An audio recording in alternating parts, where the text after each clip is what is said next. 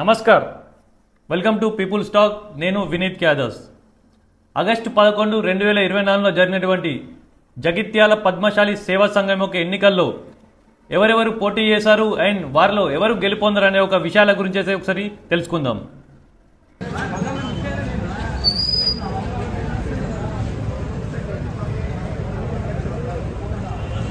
So అధ్యక్షులుగా ముగ్గురు పోటీ చేయడం జరిగింది.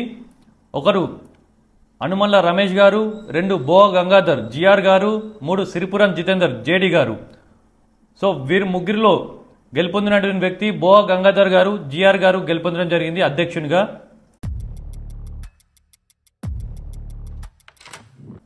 నెక్స్ట్ మన వైస్ ప్రెసిడెంట్గా ఉపాధ్యక్షులుగా ముగ్గురు పోటీ చేయడం జరిగింది. ఒకరు అనుమల్ల సంజయ్ సామ్రాట్ గారు, 2 ఆడేపు సత్యనారాయణ గారు, 3 బోగా రాజ్ కుమార్ గారు. బోగా రాజ్ కుమార్ గారు ఉపాధ్యక్షులుగా గెలుపొందడం జరిగింది.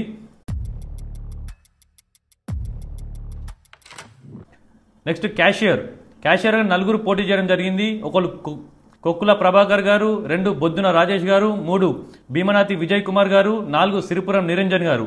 సో వీరి నలుగురు కొక్కుల ప్రభాకర్ గారు క్యాషియర్గా గెలుపొందడం జరిగింది.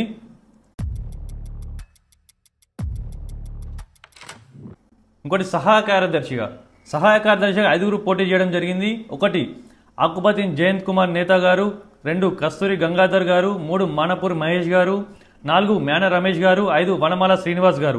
సో ఈ 5గురిలో మానపూరి మహేష్ గారు జాయింట్ సెక్రటరీగా గెలుపొందడం జరిగింది. సో ఇంకొకటి ప్రధాన కార్యదర్శిగా గాదాసు రాజేందర్ గారు గెలుపొందడం జరిగింది. సో ప్రధాన కార్యదర్శికి ఎన్నికలు కూడా జరగలేదు, ఏకగ్రీవం అయిపోయింది. సో గాదాసు రాజేందర్ గారు ఏకగ్రీవంగా గెలవడం జరిగింది.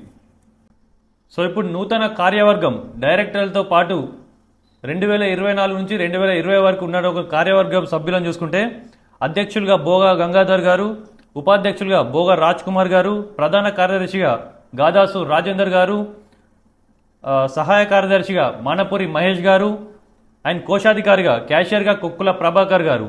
సో ఇక్కడ కార్యవర్గ సభ్యులు డైరెక్టర్లు చూసుకుంటే మొత్తం 6 పోస్టులు ఉండగా 12 మంది పోటీ చేయడం జరిగింది. ఆ 12 మందిలో 6 గెలుపొందిన అభ్యర్థులు మొదటిగా మంచాల జమున గారు, నెక్స్ట్ మ్యానా శబరి గారు, తర్వాత కస్తూరి నరేష్ గారు, కొప్పు సందీప్ గారు, వేముల శంకర్ గారు, సాంబారి కళావతి గారు. సో ఈ 6 డైరెక్టర్గా గెలుపొందడం జరిగింది. సో నూతన కార్యవర్గ సభ్యులు 2024 నుంచి 2026 వరకు గెలుపొందినటువంటి వ్యక్తులందరికీ కంగ్రాచులేషన్స్ తెలుపుతూ జై హింద్, భారత్ మాతాకి జై.